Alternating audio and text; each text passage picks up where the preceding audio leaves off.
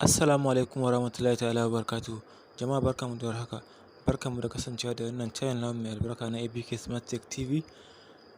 A yau tutorial namu a yau insha Allah za mu nuna muku ta yadda za ka ɓoye lambar wayarka sannan kuma da yadda za ka warware shi.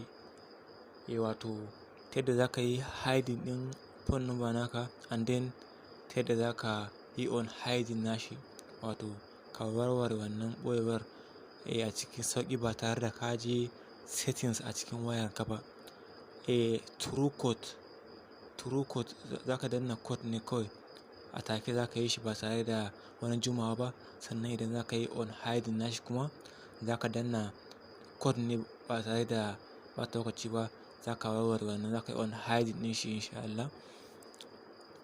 Sannan kuma misali yanzu idan kana so ka kira mutum ne ba ka so ya kalli wannan number naka ɗin, to sai ka danna kawai a take ba tare da sai ka je can setting ka shiga wani lungu can ma ka je ka nemo inda ake hiding ɗin phone number sai ka yi hiding ka zo ka yi shi kan a take ne zan nuna muku insha Allah a cikin wannan tutorial namu, a cikin wannan bidiyo namu insha Allah. Sannan kuma zan nuna muku ta yadda za ka saka wayarka call forward. Call forward wato misali idan baka son, kana busy baka son a kira ka, a take za ka saka wannan shi ma true code ne ba tare da ka shiga wajen settings can cikin wayanka ka duba shi ba. A take za ka sanya wayanka call forward, sannan kuma za ka saka masa za ka yi on za ka warware shi. Wato ka saka masa wannan call forward ɗin sannan kuma ka cire shi a take. Misali idan kana ɗan busy hakan nan, idan ka sanya shi bayan ka kammala ayyukanka kana buƙatar a kira ka sai ka danna wannan code ɗin kawai, ba su da wani abun nan, sai ka cire shi.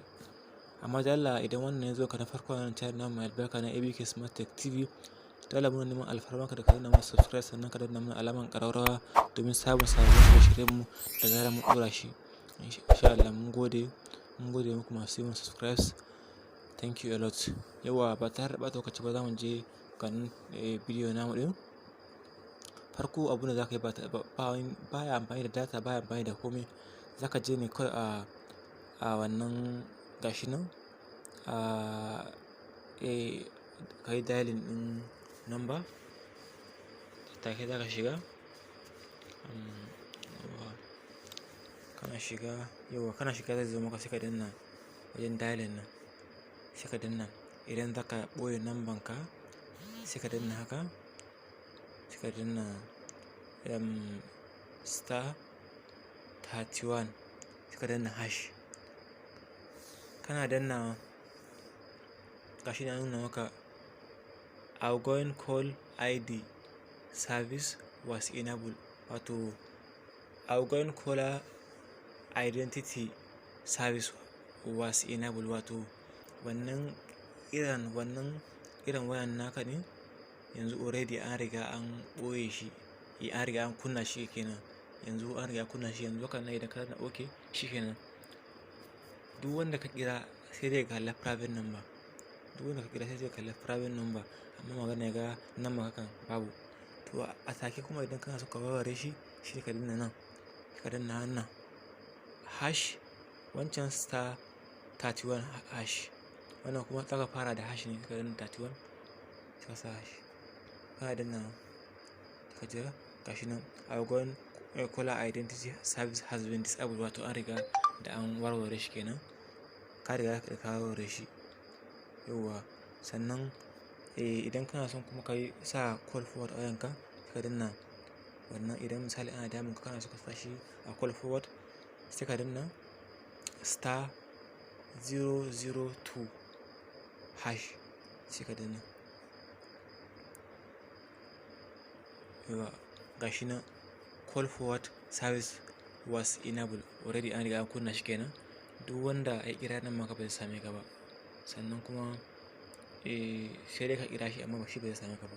Idan kana so ka warware shi kuma sai ka danna hash 002 hash, wancan *002 hash. Wannan kuma ka fara da hash ne, ka danna.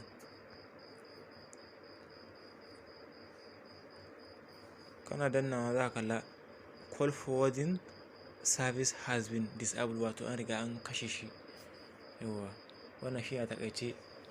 Sannan kuma idan kana son ka sanya wa mutum ɗaya ne, ka ɓoye ma mutum ɗaya ne, kana son ka kira mutum ɗaya, kana son ka kira mutum ɗaya amma ba ka son ya kalli lambar wayarka. Ba ka son ya kalli lambar wayarka, kana son ya zo a private kenan.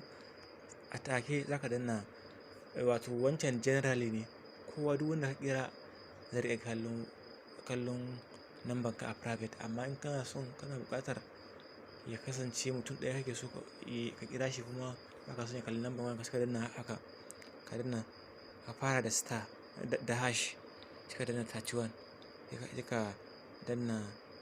sai ka danna abin nan, ka danna hash, sai ka sa lambarsa, ka sa lambar mutum ne. In ka saka misali, kana saka sai ka tura, kana turawa to shi zai kalla ka kira shi da private ne. Amma sauran mutane idan in ba ka musu haka ba, ka sa lambarsa kenan, shi lambar mutum ne sai ka tura, to a take zai kalla lambarka a private. Za ka kalla. Fatan dai an fahimta. Fatan dai an fahimci abin da muka koyar da ku.